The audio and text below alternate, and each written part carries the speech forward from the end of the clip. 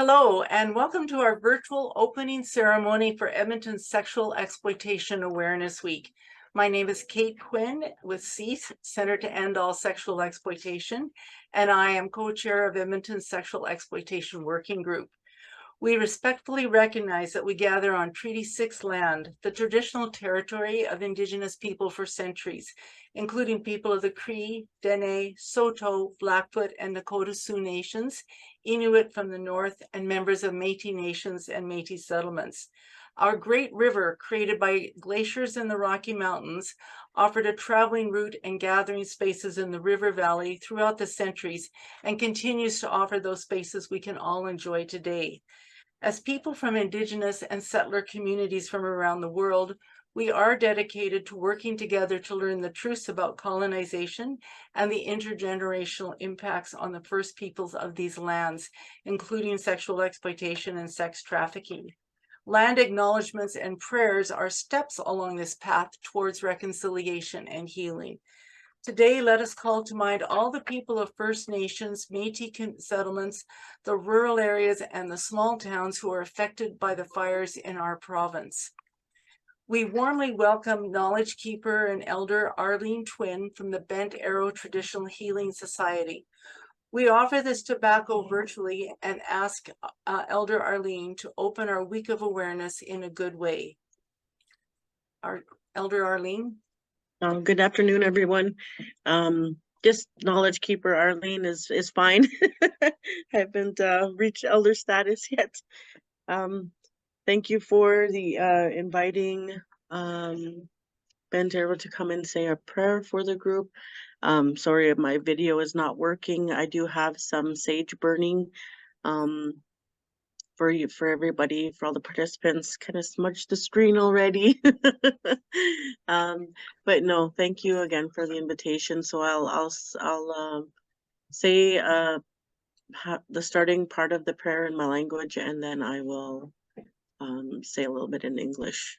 So Mamotawino, Sawim now, Anachkagisagak, Kinanas Kumpnam Yogi Sagao. Kinanas kumpnaw miyo matsuin.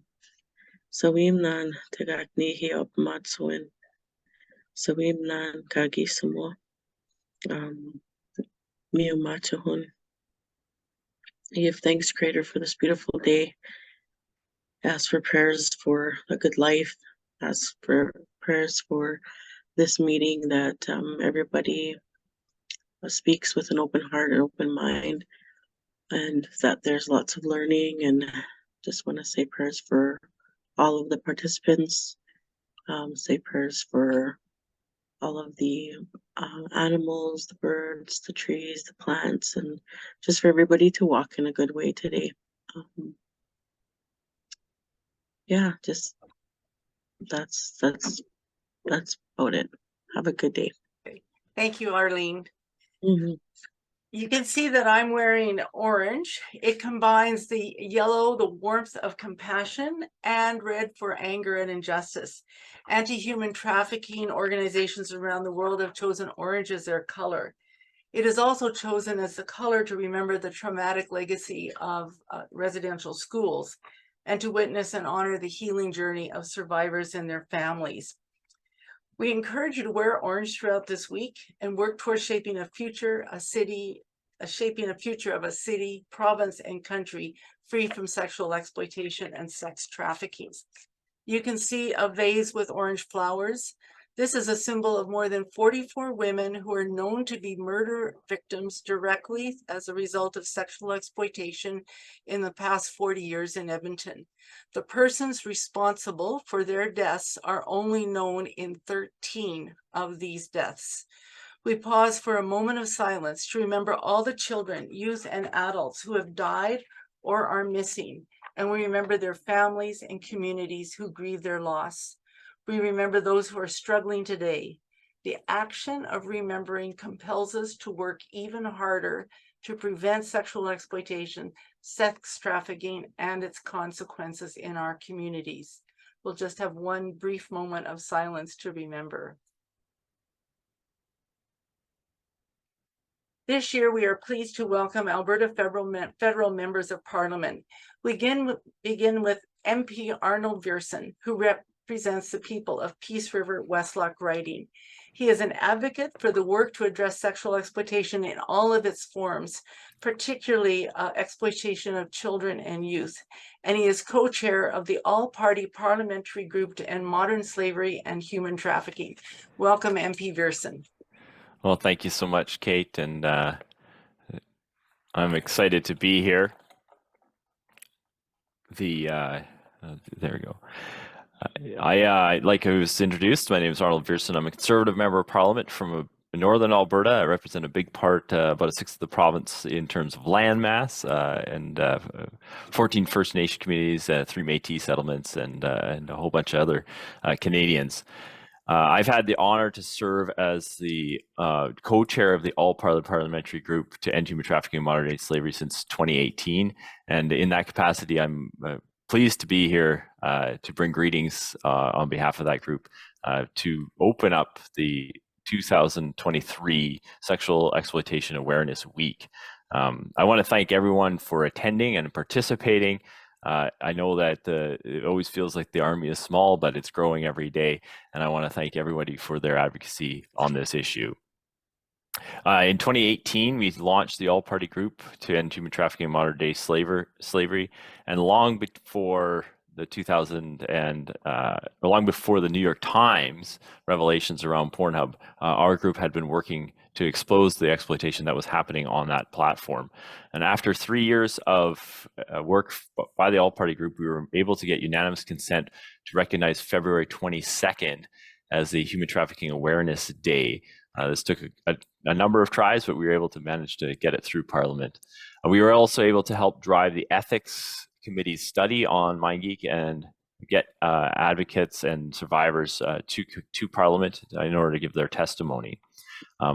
Our co-chairs have been hard at work introducing legislation from across the spectrum, and I want to recognize John McKay and Senator Julie McVille-Deshane for getting S211 Supply Chain Reporting Bill through the House of Commons and into law just recently in the last few weeks. We also have Senator Julie McVille-Deshane is one of our co-chairs. She's also introduced a bill in the Senate called Bill S210. This is the Protecting of Young Persons from Exposure to Pornography Act. She's shepherded that through the Senate, and we're excited that I think this week it will be introduced in the House of Commons by my Conservative colleague Karen Vecchio.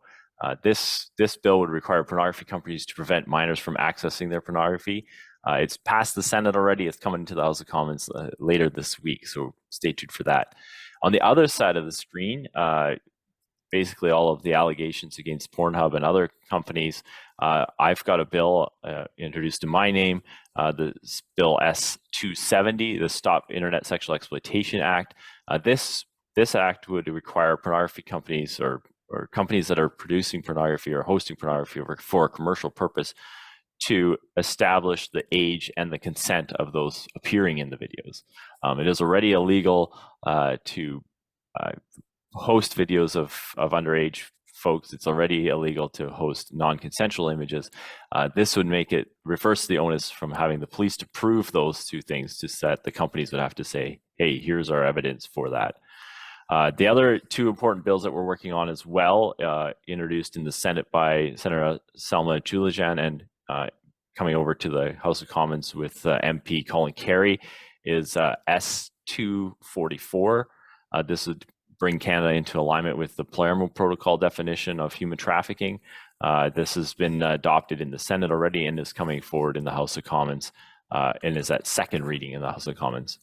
And additionally, I have another bill introduced in my name, Bill C-308, the National Strategy to Combat Human Trafficking Act. This bill would make it so that we would have a permanent anti-human trafficking act that would have to be reviewed every 5 years with annual updates and with clear guideposts as to making sure that we are actually achieving something with our national strategy. This would ensure that we can put more traffickers in jail and empower us Canadians to tackle this crime for here and across Canada. As you know, this work's not easy. Fighting to create a culture that ends exploitation is challenging on the best of days, but it's events like today that brings together survivors, politicians, researchers, and advocates that remind us that the fight is being fought by many and there is hope for the future. I finally want to express my deep gratitude to the survivors. Your voices have been relentless and courageous, and I'm grateful for how you've helped me to see the gaps in our laws and push for changes that will protect future generations. To all of you taking part in this week of awareness around sexual exploitation, I want to thank you. Let's continue to build towards an Alberta that's free from sexual exploitation. Back to you, Kate. Thank you very much, MP Viersen, and we really do appreciate the leadership both from Alberta as well as part of the all-party committee. And we know you've got important work to do in the House, so thank you very much.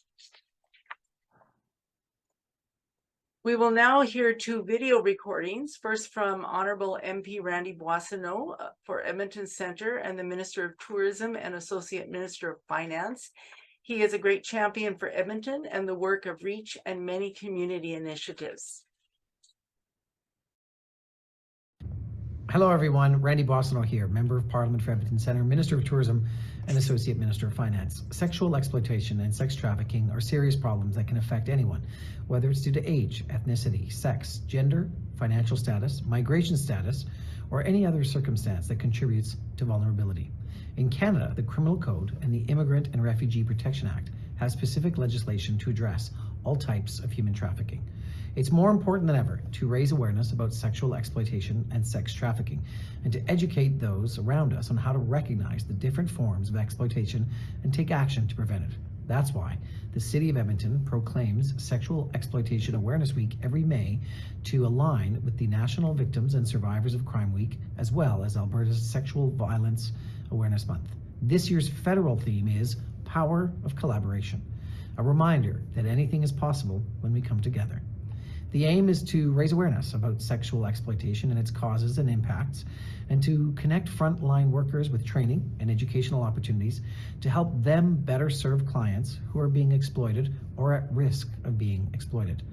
Sexual Exploitation Working Group members distribute information about sexual exploitation and sex trafficking through social media, the SEWG website, and various public events to help frontline workers and the public to understand the different factors that contribute to vulnerability and how to identify and address potential exploitation. I want to thank Jan Fox at REACH Edmonton, as well as CEAS, and all of the community partners and organizations who have dedicated their resources to this often stigmatized, but unfortunately still prevalent problem in our society.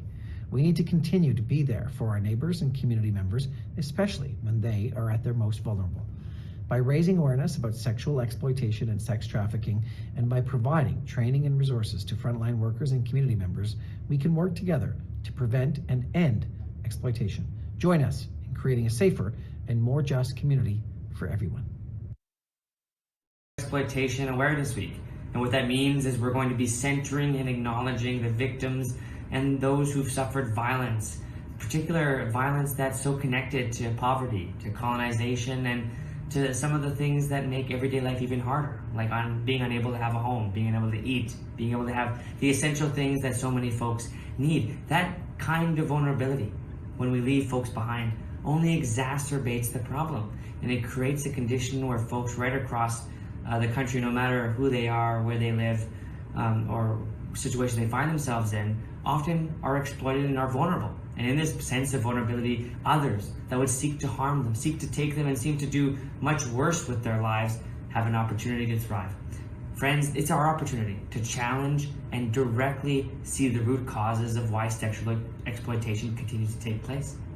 Throughout Canada's history, we've seen in particular Indigenous women, girls, two-spirit and gender diverse folks take up much of the statistics that we see in terms of violence against vulnerable persons. We know, as a matter of fact, that when it comes to our women's shelters or places like our hospitals, it's predominantly those who are most vulnerable who are exploited the greatest. It's up to us to find ways to actually ensure that we not only honor the stories that are given by survivors and victims, but we also do something about this. As a matter of fact, New Democrats have been calling for a long time for a strategy to directly look at how we can ensure that we end violence, the sex trafficking, the exploitation that's currently taking place. And it starts with understanding those root issues. It starts with addressing poverty. It starts with ensuring that we have items like a guaranteed livable basic income. It ensures that we need to have protections against the violence, the rise of violence we're seeing against Indigenous women, like we're seeing across the country, and we need to find ways like a red dress alert to actually implement those. We have the Murdered and Missing Women, Indigenous Girls, and Two-Spirit and Gender Diverse Inquiry that calls on the government for actions that will directly end this kind of crisis for many of the most vulnerable. My friends, there is so much more that can be done, and we need to have the courage and we need to have the ability to call for the resources that are necessary for on-the-ground supports. We have organizations right across this country who are doing very good work. We know that they're doing work on the ground with community members and directly in these places where they find them. They're on the front lines of this crisis. And we're seeing the lack of resources only making this problem worse. We need to ensure that not only the provincial government is there with real funds and real support to ensure organizations can actually do the work of working with community, working with the grassroots, and ensuring that these people feel safe. But we also need the federal government to step up, to be a partner, not only in the mental health crisis that we're facing across the country, but to directly support places like women's shelters, to directly support places that deal with this kind of violence. We need to ensure that the resources of sexual assault centers right across the country are properly funded. We need to ensure that their expertise is really heard, and we need to pass laws that ensure that we can end this kind of violence. And it starts with listening. So I encourage each and every one of you to continue to learn more about the violence that is threatening so many gender diverse folks right across our country and the exploitation that's ongoing. And I know that together, as part of the theme, collaboration and understanding and compassion, we can actually ensure this crisis ends. Because for too long, children, women, and our most vulnerable have been at the brunt end of this crisis. And it's up to us, each and every one of us, to actually see them for who they are, and to do the work necessary to ensure resources are on the ground in their hands so that when folks need them most, that they're there to support them. Thank you very much, my friends, and thank you very much for your hard work and continued service. I know without each and every one of you and your caring hearts, this work wouldn't be possible. Hi, kinanas kam tinawao.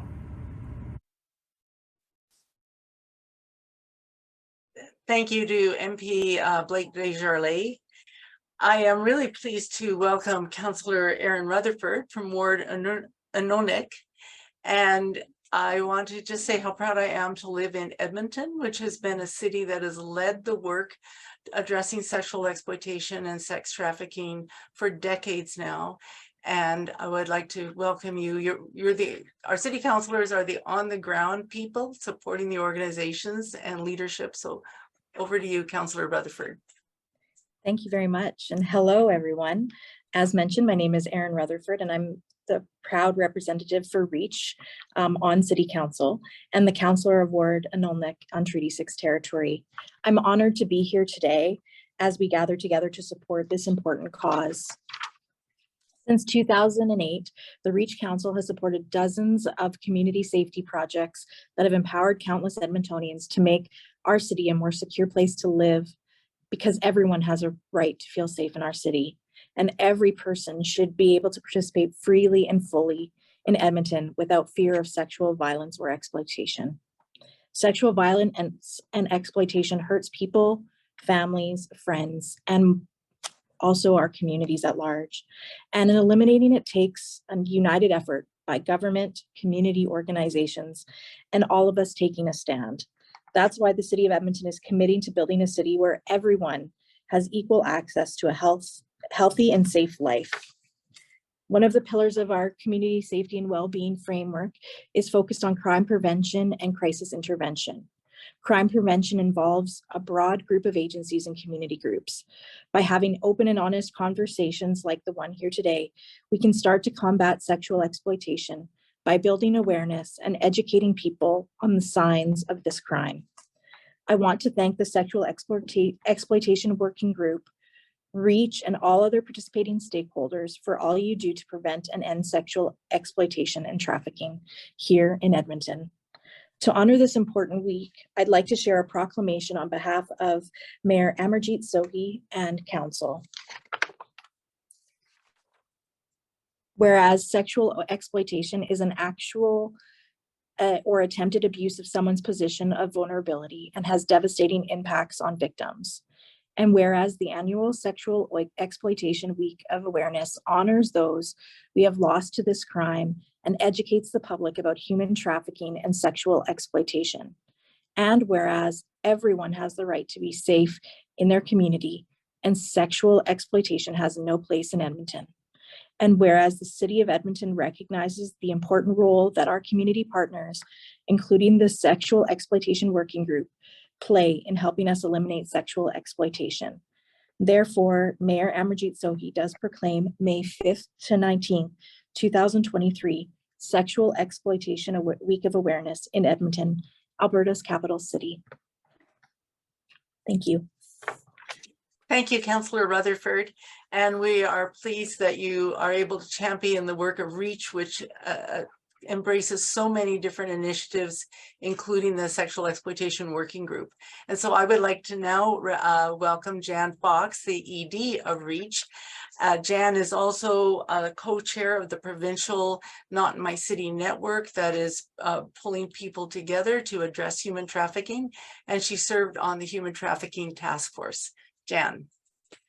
Thank you very much. Thank you everyone for being here today. It was I'm just going to go off script for a bit here because it was just so heartwarming to hear the level of all party support for this important work. And Councillor Rutherford, I can't thank you enough for being such a champion of not only REACH, but this particular issue. And it really helps us to raise awareness and to move this forward. So REACH is, of course, very proud to be a longtime supporter of SUG. I can't exactly remember how long, Kate, but we've considered it always one of our legacy projects, and we're incredibly proud of that. So for us, it's very, very fitting that the theme for this year's week is of awareness is around collaboration, because actually that's the business of REACH, cultivating and supporting collaborations. And SUG is a prime example of this. And I think, in fact, led the way for many of the other collaborations that we've done. In our work with SUG, we have also sat at other tables, such as the Safer Way Out project. Very, very proud of that. That initiative has really hit the ground running and making some incredible inroads. And of course, as Kate mentioned, the work of Not in My City, which is a provincial network combating human trafficking here in Edmonton and of course across Alberta. And as other MPs from Alberta have said, I think Alberta should be very, very proud because we've been leading the way on so many fronts. And Kate, that's in large part to the advocacy you have done over the years. As you know, you've always been one of my heroes around this work. Really excited to say that there's real movement following the Premier's task force on human trafficking, which ended up reading the report that Paul Brandt submitted. And I feel strongly that we'll see probably after the election some great movement in terms of establishing an office to combat human trafficking that will be the first of its kind. It won't just be a government operated, but it will also be led in partnership with the community. I have to say that this is going to be, for those of you who don't know, probably most of you do know and feel as sad as I do, that this will be Kate's last time at this proclamation in her current role as the executive director of CEAS. And Kate, I want you to know from the bottom of my heart that those of us here will carry this torch because you have led us so well. I thank you so very much for that. This won't be the last time I say goodbye to you, but we definitely will invite you to all of the events and know that it's because of you that we have this week of awareness. So thank you for that. And I really hope that everyone takes the time to learn more about this very complex issue over the events that are going to happen on Tuesday and Wednesday. So thank you very much for letting me participate in this. Thank you, Jan, and thank you for your kind words. It's been a long journey. SUG has been in operation since 2004 when our mayor first declared a day of awareness, and now we have a week. I would like to welcome Acting Staff Sergeant Allison Church from the Alert Human Trafficking Counter-Exploitation Unit. Our law enforcement partners, first as Edmonton Police Service and then moving into Alert with the RCMP, have been, again, leaders in our country, working on all aspects of the complex issues of sexual exploitation and trafficking, and those who buy sex services and fuel the demand. And we could not do that work without the participation of law enforcement. So welcome, Allison. Thank you, Kate. Thank you for the opportunity to speak today, represent our team. As you've mentioned, I am currently in an acting staff sergeant role. My typical role within our team is one of 6 full-time investigators. And I'll just speak really quickly to the makeup of our team because I think it does speak to the commitment that Alert has in combating human trafficking. There are 4 detectives from the Edmonton Police Service, as well as a corporal and a constable from the RCMP. We are a collaborative team responsible for Northern Alberta. So that is Red Deer all the way up to as far as you can go in Northern Alberta. So that's 6 police officers, and probably one of our most important members of our team is Shelby Parody, who is our safety network coordinator. That is a position that has been up and running for about 2 years now. And the greatest thing about Shelby is that she works with CEAS and she comes from CEAS. And I think that's really important because there are a lot of communities and a lot of people who, when police are involved, they are very hesitant to speak with us and even to spend time with us. And to have Shelby, who is not a police officer and who has knowledge of so many resources in the city that can be used to support anyone that we're dealing with or that we're speaking with, is so important. She bridges that gap for us a lot of the times. So we work with CEAS, but we also work hand in hand with PSECA. And a lot of times they are also bridging that gap with us and introducing us to a lot of the kids and letting them know that that working relationship is there and that we're somebody that they can trust. If you look at some of our recent investigations, I think about 2 weeks ago, we had one come out where there were over 30 charges, and all of our survivors, all of our victims in that investigation were under the age of 18 years old. The ages that we are seeing are between 12 and 16, 17 years old. And that is really highlighting for us the need for awareness. And because of that, we have in the last 8 months visited numerous schools and given numerous presentations on what human trafficking is and what it isn't. And a lot of the messages we're getting back from the kids is that they were being approached on social media or have been approached on social media, that friends have been approached and they have come to us and let us know some of the exploitive behavior or some of the things that these kids are being asked to do. So we know that our place, while we are an investigative branch, we are needed in schools and we are needed to talk to these groups of kids who need to understand what some of the risks are and what they need to look out for.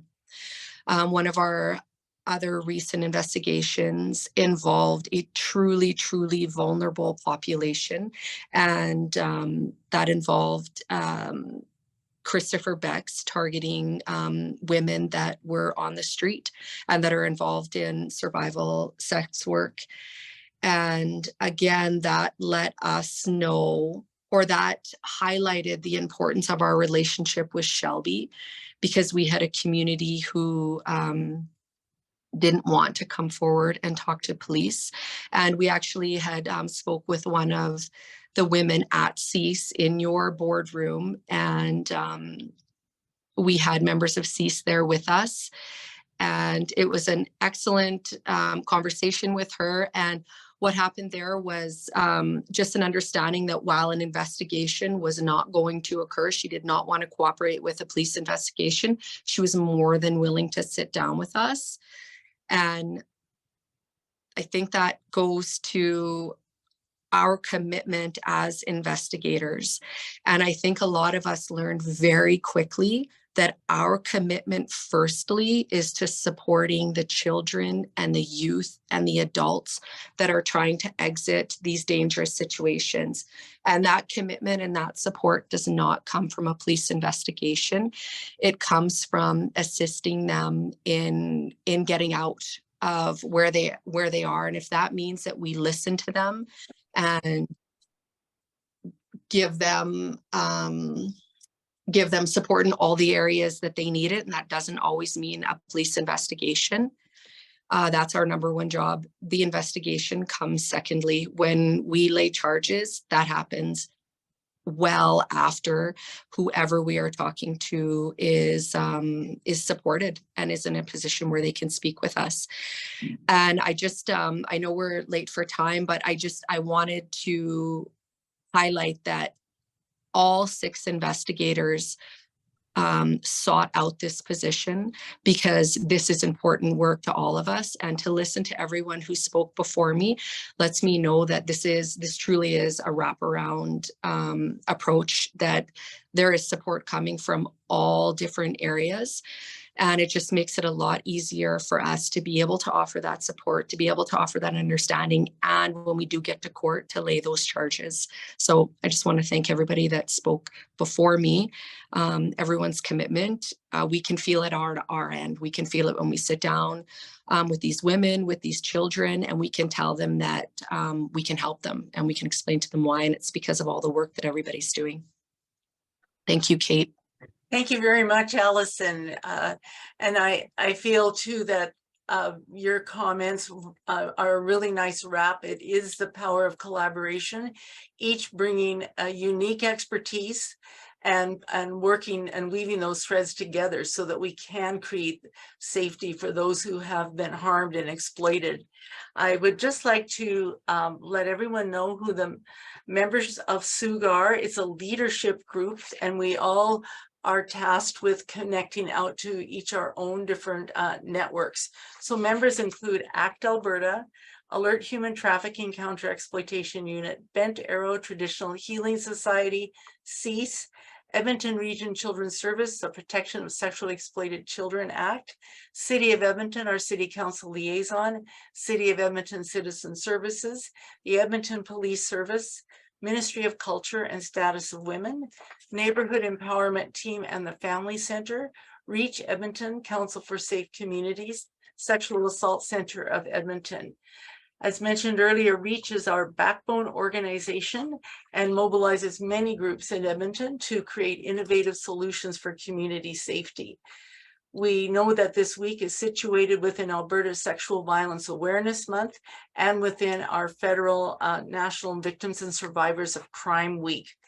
I want to encourage all those listening to check out our webinars on Tuesday. There will be a unique opportunity to learn about the Protecting Our Sacred Fires program, an urban, Indigenous, youth-led human trafficking and sexual exploitation prevention education initiative of the Alberta Native Friendship Centers Association. On Wednesday, we will focus on the intersections of living with the impact of fetal alcohol spectrum and the risks of experiencing sexual exploitation and sex trafficking, as predators often will seek out those who live with vulnerabilities. The links are posted in the chat. Thursday, the Creating Hope Society is leading the Stand Up Walk to End Sexual Violence, starting around 3 p.m. at the Alberta Legislature. Thank you all for tuning in. Apologies for our technological challenges. And I hope that this week equips us all to continue the good work, the important work, the long work to create a society free of sex trafficking and sexual exploitation. Thank you.